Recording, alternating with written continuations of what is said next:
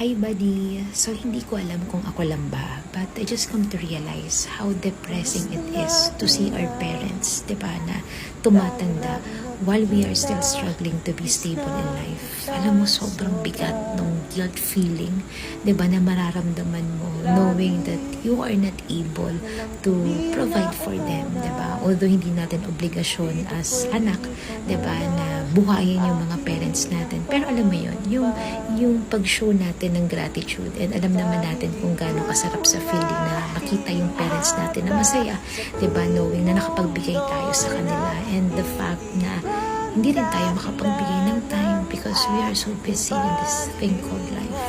Nakaka-depress, no? Kumaga parang nakakalungkot lang na tumatanda na pala yung parents natin. Kasi minsan parang feeling natin dahil bata pa tayo, parang ang sarap lang mag-chill, bata pa naman ako. Pero